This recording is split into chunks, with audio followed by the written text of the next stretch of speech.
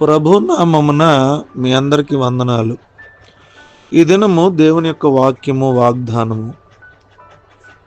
నాకు మొర్రపెట్టుము, నేను నీకు ఉత్తరం ఇచ్చేదను. నీవు గ్రహింపలేని గొప్ప సంగతులను, గూఢమైన సంగతులను నీకు తెలియజేతును. ఇర్మీయా గ్రంథం 33వ అధ్యాయము 3వ వచనం. ప్రార్థన చేయమని దేవుడు మనలను ప్రోత్సహిస్తూ ఉన్నాడు. ప్రార్థన అంటే క్రైస్తవులకి ఖచ్చితంగా తెలుసు.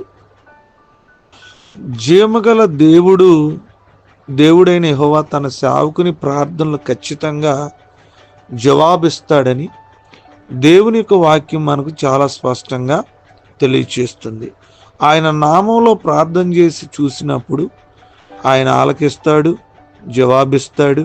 అదేవిధంగా మనకు తెలియలేనటువంటి సంగతులను ఆయన మనకు తెలియజేస్తాడు.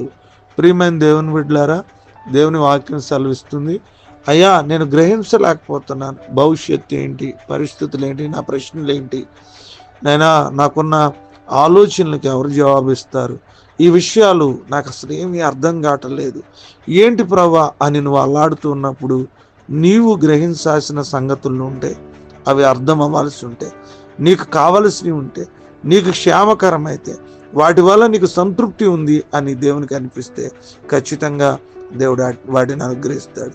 ప్రియమైన సహోదరుడా, ఇది నువ్వు గ్రహించలేనివి, నీకు అర్థం కానివి దేవుని దగ్గర మొరపెట్టి అడిగితే ప్రతిదానికి జవాబునిచ్చి దేవుడు నేను బలపరుస్తాడు. కొద్ది మాట దేవుడు వెనుకలో ఫలించి ఆశీర్వదించునుగాక. ఆమేన్.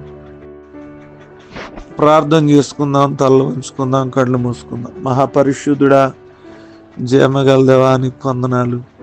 మీ ఘనమైన నామాన్ని స్తుతులు తెలియజేస్తున్నాను. రాత్రంతా కాచారయ్య, శ్రేష్టమైన దినాన్ని ఇచ్చారు, మీకు వందనాలు. ఇర్మీయా గ్రంథం 33వ అధ్యాయం 3వ వచనం ప్రకారం మీరు మాతో మాట్లాడారు. దాన్ని బట్టి మీ స్తోత్రాలు తెలియజేస్తాను. మా జీవితంలో ఇంకా అర్థం కాని అనేకమైన విషయాలు, గ్రహించలేనివి, గమనించలేనివి ఎన్నో ఉన్నాయి ప్రభా. అనేక మంది ప్రభా, మా భవిష్యత్తు ఏంటి మా పట్ల మీ ఉద్దేశం ఏంటని అడుగుతున్నారు. వాక్యం ద్వారా ప్రభా ఇచ్చిన వాగ్దానాన్ని బట్టి అడుగుతున్నాం. మాకు మీ జవాబును దయచేయమని ప్రార్థన చేస్తున్నాం. ప్రతి ఒక్కరికి జవాబు ఇచ్చే దేవుడు, ప్రతి ఒక్కరి అవసరత ఇచ్చేవా దేవుడు, మీ స్తోత్రం. వాతావరణ పరిస్థితులు బట్టి మీ చేతులకు అప్పగిస్తూ ఉన్నాను ప్రభా. ఆర్థిక పరిస్థితులు, అనారోగ్య సమస్యలు, వివాహాలు, పుట్టినరోజు దినాలు, వివాహ దినాలు, ఆయా భవిష్యత్ కార్యాచరణ, నూతనమైన తలంపులతో, ఆలోచనలతో నా భవిష్యత్తు ఏంటని ఎదురు చూస్తున్న అనేక మంది యవనస్తుల గురించి, కుటుంబాల గురించి, సంఘం గురించి అనేక మంది ఎవరైతే